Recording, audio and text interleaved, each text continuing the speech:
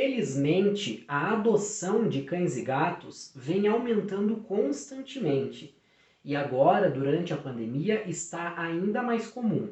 Só que existe uma grande diferença entre doar um animal para um bom lar e se livrar de um animal. Nesse vídeo, você vai ver como diminuir as chances de doar um animal para um lar ruim, onde ele terá maiores chances de não ser bem cuidado. Olá, eu sou o médico veterinário e você está no canal Saúde Animal por Bruno Branco. Tem muitas pessoas que possuem fêmeas não castradas que têm acesso à rua e acabam engravidando.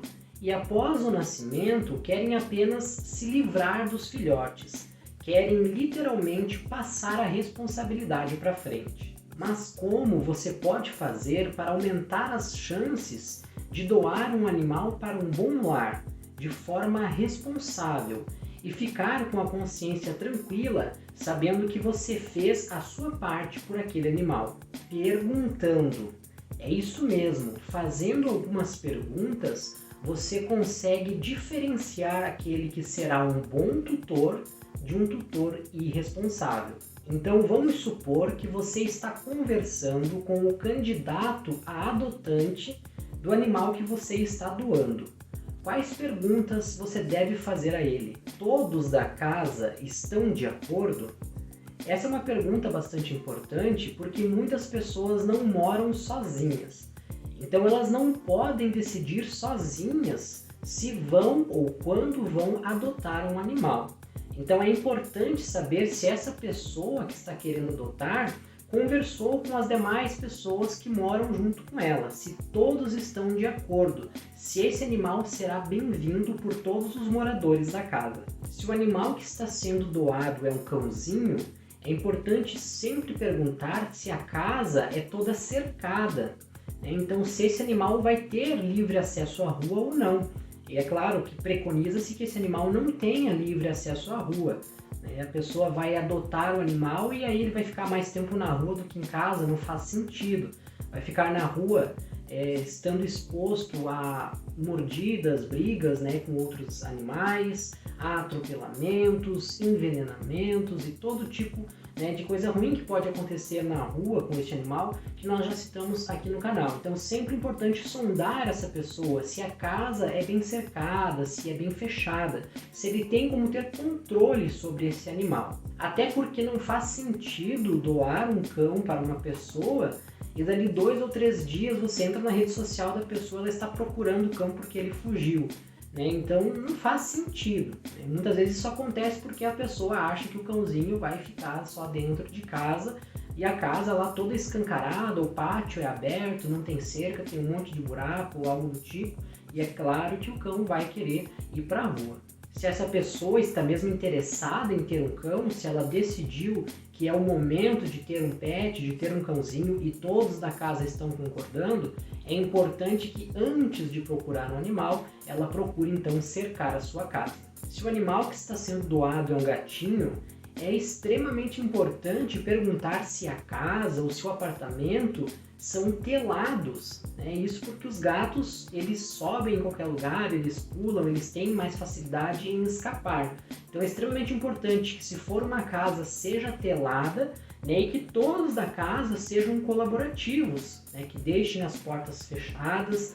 E no caso de apartamento também, mesmo sendo em apartamentos muito altos, o 8º, 10º andar, acontece dos gatos caírem. Infelizmente eles não raciocinam como nós, eles não têm tanta noção do perigo, ou às vezes acabam perdendo o controle. Já vi situações de gatos que sempre pulavam na sacada, sempre pulavam no beiral da janela e nunca caíam, e sempre ficavam ali. O tutor achava que ele tinha noção que era muito alto. E ele não pulou, na verdade ele não se jogou para morrer, mas um dia ele foi subir ali e ele acabou resvalando e caiu. Então pode acontecer, então a gente tem que evitar que isso aconteça com as telas. Outra pergunta importante a se fazer: você possui outros animais? E esses animais são sociáveis? Digo isso porque muitas pessoas às vezes têm um cão e vão lá, pegam um gato e aí depois os dois acabam não se dando muito bem. ou eles não procuram alguém que possa socializar os dois. Sim, existem profissionais, existem médicos veterinários, principalmente os comportamentalistas, que podem auxiliar nessa socialização entre os animais. E às vezes esse cão acaba não aceitando, não tolerando muito bem a presença desse gato e vice-versa, né? Predispondo o animal à briga e outros problemas, né? Estresse e tudo mais. E mesmo o cão pode não se dar muito bem com outros cães. Isso depende muito das características individuais de cada animal e também depende muito do período de infância, se esse animal foi socializado, né, com a ninhada ou não, né? Então, os médicos veterinários que são comportamentalistas, eles podem estar auxiliando o animal a se tornar um pouco mais sociável, a ele se dar um pouco melhor com um novo animalzinho. Mas o importante de tudo isso é saber se o tutor, se aquela pessoa que está pensando em adotar um animal, se ele já sabe se o animal que ele já tem é sociável ou não, e caso o animal não seja sociável, se ele está disposto a procurar um profissional que vai auxiliar nessa socialização. Outra pergunta importante a se fazer é se tem crianças na casa. Por que isso? Dependendo do animal que está sendo doado, às vezes o animal já é adulto, apresenta um comportamento de ser um cão não tão sociável com crianças, que pode até apresentar algum comportamento de agressividade, né? Então isso é muito importante. E é importante também que essa criança ela esteja assistida o tempo todo, né? Que ela não fique sozinha com esse animal.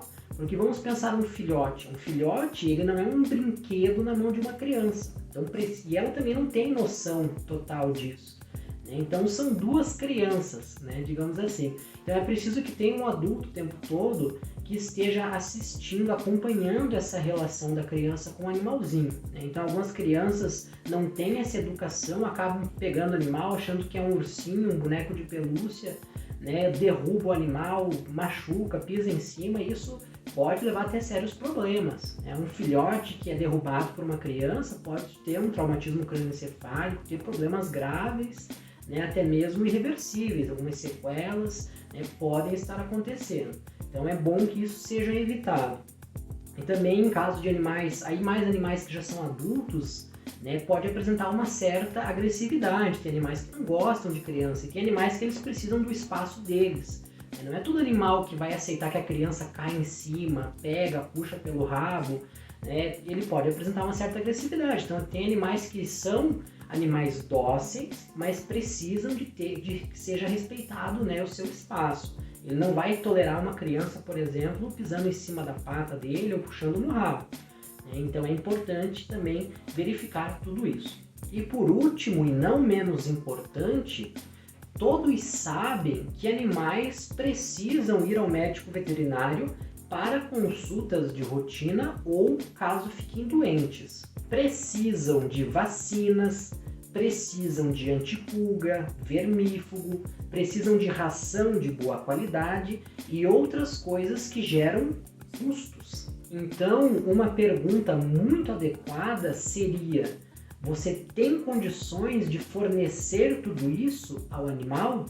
Porque ele vai precisar. Cedo ou tarde, ele vai precisar. Por incrível que pareça, algumas pessoas não pensam que quando o animal precisar ir ao médico veterinário, o amor que ela tem pelo animal não vai pagar as contas. Por incrível que pareça, algumas pessoas também não pensam que um animal não vive só de amor.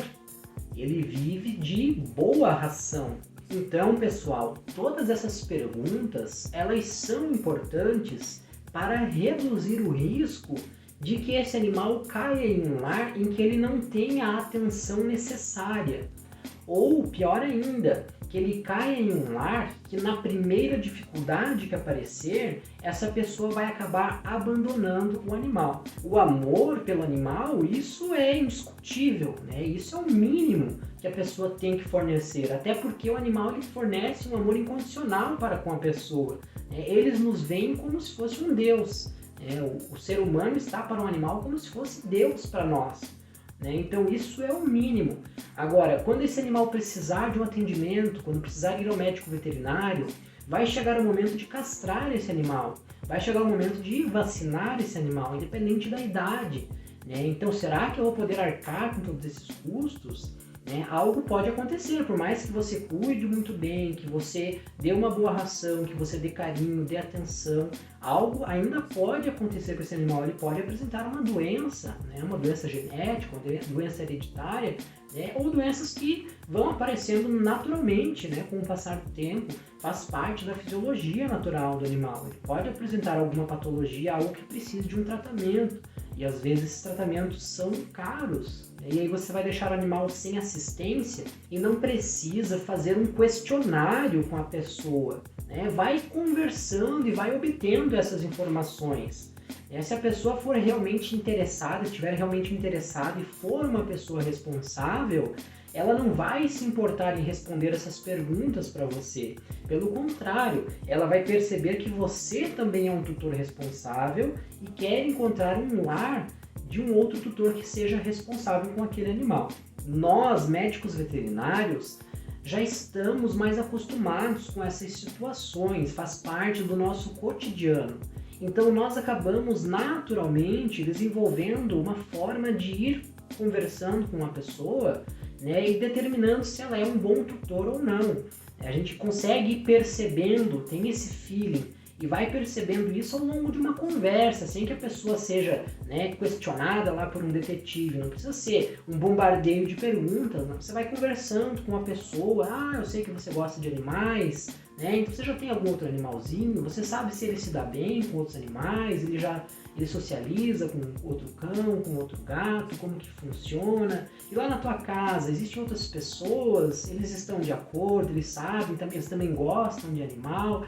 E aí você vai perguntando, é uma conversa, né? Então o médico veterinário já desenvolve, né, essa forma de ir sondando todas as informações. Mas isso é algo que pode e deve ser aplicado por todas as pessoas, para que os animais que sejam doados, né, os animais que vão para adoção, sempre caiam em bons lares, com bons tutores, com tutores responsáveis. Por fim, eu queria dizer que um animal, ele não dá importância se você pagou R$60 numa caixinha de transporte, ou se você comprou a caixinha de transporte mais chique que tinha lá no shopping, no pet shop, né, e pagou R$300. O cachorro não dá importância para isso, não é isso que ele busca com a relação que ele tem com você. Então tem muitas coisas que são status. Então quando eu falo aqui de ter condições, né, eu já encontrei com muitas pessoas extremamente humildes, né, mas que davam todas as condições necessárias aos seus animais, que levavam ao veterinário ao aparecer os primeiros sintomas, que forneciam um tratamento, parcelavam, faziam no cartão, mas pagavam. Então pessoas que realmente são preocupadas e que entendem que o amor é importante, mas só ele não paga as contas. Então é importante a pessoa ter uma condição mínima de fornecer o mínimo para o animal. Agora o animal não dá bola se ele está dormindo numa caminha de R$300 ou se ele está dormindo em uma mantinha de microfibra dessas de R$30 da promoção. O importante é que ele está dormindo bem quentinho. O importante é que quando ele precisar do médico veterinário, você vai pagar uma consulta. O importante é que ele vai estar sendo vacinado regularmente para estar livre de doenças infecto-contagiosas, mortais, como é o caso da cinomose, como é o caso do vírus da leucemia felina, né? Então é isso que é importante para um animal. Não é que o médico veterinário só pensa no dinheiro, mas é que ele tem essa consciência, porque o próprio médico veterinário, por mais que ele ame os animais, ele trabalha e ele paga as suas contas com dinheiro. Ele não consegue pagar com a moeda do amor, né? Então ele mesmo tem essa consciência de que precisa ter essa responsabilidade financeira. Então que fique bem claro, o que eu estou defendendo, o que eu acredito, né, é que um animal não precisa ter tudo do mais caro, mas ele precisa ter o mínimo do necessário para que ele tenha conforto, bem-estar e saúde, para que ele possa ser atendido adequadamente por um médico veterinário quando precisar, para que ele tenha para que, se caso ele fique doente, ele seja tratado, para que ele tenha suas dores tratadas por um profissional responsável e não por gambiarras que acontecem por aí, me desculpe a expressão popular. Tudo isso que eu falei nesse vídeo É um assunto que eu gosto muito de falar porque isso é a posse responsável. Este assunto, ele traz muito forte essa questão da posse responsável. Inclusive, temos uma playlist inteira aqui somente sobre a posse responsável, explicando, com assuntos relacionados à posse responsável de cães e gatos. É o manual do tutor pet, é o mínimo que ele precisa saber. Qual é o básico, qual é o mínimo de informação que um tutor deve saber para aí sim poder ter um pet, poder ter um cão ou um gato. Essas informações estão todas dentro dessa playlist chamada Manual do Tutor Pet. Então é importante que você assista a essa playlist que eu trato de vários temas que acabam resumindo o que é ser um tutor responsável, como esse vídeo de hoje. Temos outras playlists aqui no canal, porque nós falamos também sobre ciência, falamos também sobre a profissão do médico veterinário, sobre a ciência médica veterinária como um todo. Então tem vários vídeos com temas diferentes para você maratonar e compartilhar com todo mundo. Então me ajude divulgando esse vídeo. Esse vídeo de hoje ele é muito importante, porque ele acaba sintetizando várias informações que são importantes. Então se você tem algum conhecido que pretende adotar um animalzinho, manda esse vídeo para ele. Quem sabe ele não fez essa reflexão ainda, quem sabe ele não parou para pensar em todos esses pré-requisitos importantes, para que ele não tenha problemas lá no futuro. E para você ficar por dentro de todos os assuntos relacionados então à saúde, bem-estar, cuidados, manejo, com várias dicas importantes para cães e gatos, clica agora aqui no botão de inscrever-se, inscreva-se no nosso canal e ative as notificações, ative o sininho para que você receba notificação sempre que chegar um vídeo novo aqui, para que o YouTube possa te avisar sempre que tiver um conteúdo interessante para você. Então não esquece, agora clica aqui no botão de inscrever-se e inscreva-se no nosso canal. Deixa o seu like nesse vídeo e nos vemos no próximo vídeo. Muito obrigado por assistir até o final e até breve.